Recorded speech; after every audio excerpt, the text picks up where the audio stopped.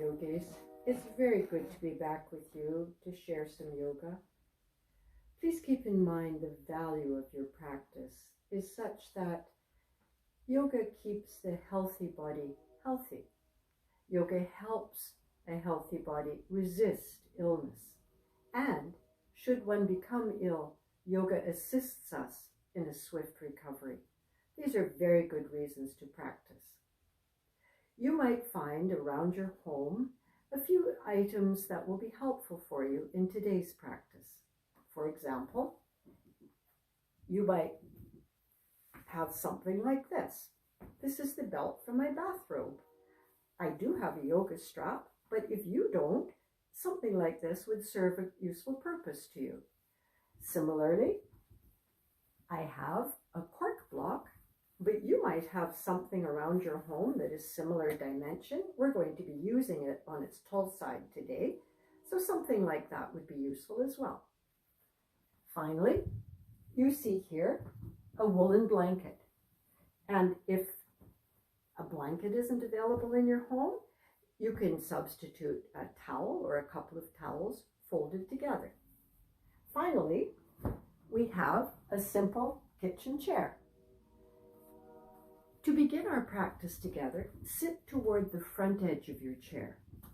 Separate your feet and see that the knee joints are directly over the ankle joints so that your knees are in a comfortable and safe position. Reach back with the hand and take the flesh of the buttock and draw it straight back. It's a firm tug to do that. This gets you directly onto the sit bones. Before you do the second side, just feel the difference between the right buttocks and the left buttocks. Now take the left hand to the left buttocks and draw that flesh back. This brings you onto both of the sitting bones. Reach back with your arms to some part of the chair's structure and tuck your fingers under the chair seat and pull a little with the fingertips to draw the shoulders down and away from your earlobes. This also assists you to lift the chest and to release the shoulder blades in the upper back downward. This creates space right the way around the rib cage. The side ribs are lifted, the back ribs are lifted, and the front ribs are lifted. In this case, the rib cage is spacious. It's giving more air, more space for the lungs to fill with air. For our second yoga pose, take the feet together, knees together, shins together, feet together. Bring the arms forward and firm the elbows. Interlace the fingers right down to the webbing and turn the palms away from you. Relax the shoulder blades down, but lift the arms up. Lift the arms from the sides of the rib cage upward into the full open palms.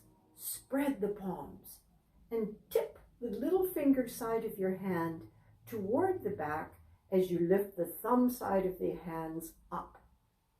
When you exhale, lift a little more. Each time you breathe out, stretch up a little more.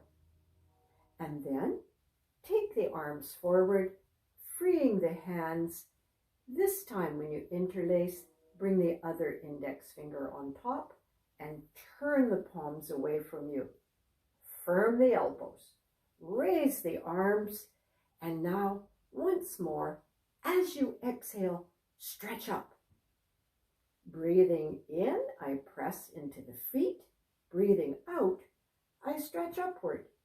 And I look up to see if the hands are lifting evenly. If one arm is a little lower than the other, I'll lift up that side. To release the hands, extend the arms to the side and rest the back of the hands on your thighs. Pause here for a moment. Just sitting, just breathing, just pausing. And now for our next pose. Kick the thumbs into the crease at the top of the legs. Separate the feet a little. Press down with the thumbs. Press down with the feet. Press down with the sitting bones.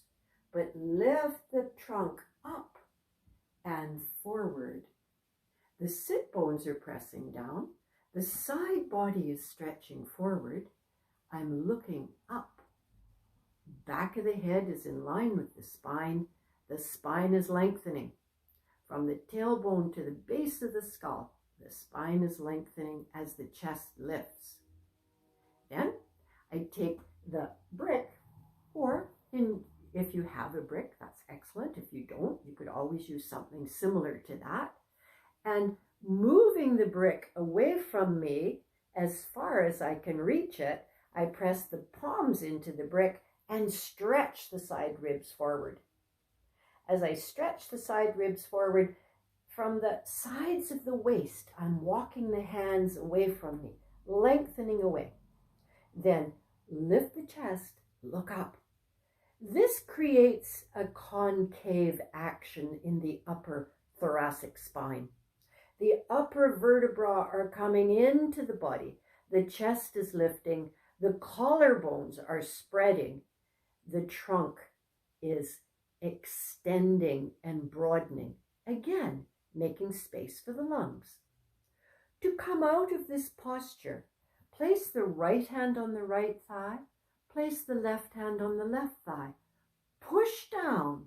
Inhale and come up. And sit. Again, coil the fingers under the chair seat. Draw the shoulders down away from the earlobes. Lift the sides of the rib cage, the back of the rib cage, the front of the rib cage. Breathe. In Iyengar Yoga, we breathe through the nostrils. The inhalations spread and lift the chest. The exhalations release tension. Here's our next posture. Bringing the feet together, the knees together, the legs together. Extend the whole left side of the body up and into the fingertips and wedge the left hand outside the right thigh. Reach back with the right hand. Clasp some part of the chair. Press down into the feet. Lift the spine when you breathe in.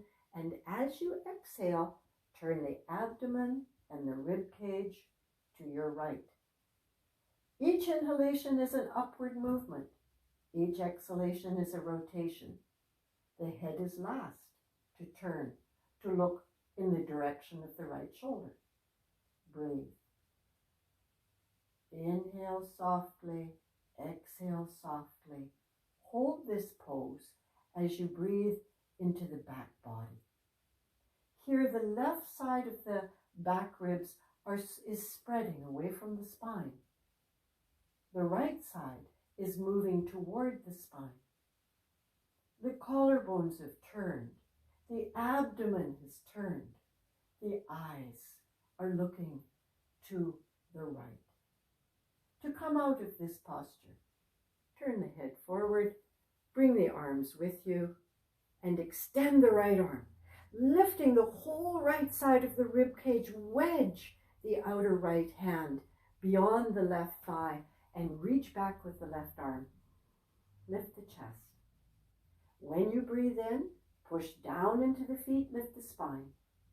When you breathe out, turn from the abdomen to the left. Inhaling, press into the feet, lift the trunk. Exhaling, turn. Head is last to turn. Looking beyond the left shoulder. Breathe. Spread the back right side away from the spine. Bring the left back toward the spine so that the turning comes all the way through the rib cage, around the spine, and to the left. To come out of this posture, turn the head forward. Bring the arms with you. Press the palms onto the thighs. Pause. Just breathing. Now separate the feet. Here, we're going to strengthen the legs. To strengthen the legs, we raise the right leg and stretch out through the heel and lift the leg. you'll feel the muscles of the front thighs. They're engaged, they're toned, and they're strengthening. Release that, set that right foot down, stretch the left heel away from you, raise the leg. Raise the leg and let the left hand rest onto the thigh, feeling the strength of the muscles of the left thigh. And then set the leg down. You can repeat that throughout the day so that the legs become very strong, or if the legs are already strong, you're continuing to keep the front thighs strong in order to perform the yoga poses, but more importantly, to enjoy your walks and your mobility. In this pose, our body takes the shape of the chair. I step the feet toward the chair just a little, just an inch or two. I'm going to hover just above the chair, which requires the strength of the legs. And to help me with that, I raise the arms, push into the feet, ease myself off the chair, bending the knees deeply, sitting as if I'm in the chair. I extend the arms up and then look forward and up, beyond the hands, keeping my feet firmly planted, the knees deeply bent, and the tailbone tucking under me in a pose that resembles the chair. Hold whatever you can do and build up your stamina as you strengthen the legs. Then, to come out of this posture, reach back for the chair, sitting again at the front edge of the chair, again adjusting the flesh of the buttocks so that you're sitting directly on the sits bones. Raise the right leg and take the back of the right thigh over the top of the left thigh and tuck the toes through to stretch the hips. To stretch the upper back, bring the arms up. Because the right leg is on top, I sweep the left elbow over the right. This pose, Garudasana, or the eagle pose, stretches the hips and the upper back. You can hold these poses up to 30 seconds for each side, perhaps building up to that over time. And now release the arms, stretching out through the heels of the hands, and release the legs, rest the palms. Last side. Raise the left thigh over the right, tuck the toes in if they're willing to tuck. Raise the arms, left thigh is on top, so sweep right elbow on top and entwine the forearms. Again, if this stretch is too much for the shoulders, release the elbows down and bring the hands toward you. If you want more stretch, lift the elbows, tip the fingers away. You can hold this pose up to 30 seconds on each side, building up that strength over time. Release the arms, release the legs, rest the hands. This little practice today has helped you to create space in the rib cage for the breath, space in the rib cage so that the lungs have their full function, space in the rib cage for the heart, and the lift of the chest, the lift of the spine, is a lift of the spirits. Our very last pose, the pose that we call Shavasana, we can do with the help of the chair. Here's how it might look. We set the brick to the side. We bring our blanket or our bath towel for the neck and for the head. We sit sideways to the chair and sweep the calves onto the chair seat until the front of the chair seat is touching the back of the knees, and then we come on our elbows. And we use the hands to push the top of the buttock toward the chair, to stretch the spine along the mat, and to pull the blanket right down to the base of the neck. So the neck and the head are resting. We remove our glasses. We tilt the skull just a little from forehead to chin, rest the arms to the side, and close the eyes. In Shavasana, the body relaxes. The sense of looking is drawn inward when the eyes close. We relax the ear canals, We relax the throat. We relax the lower jaw and let the tongue rest in the lower jaw.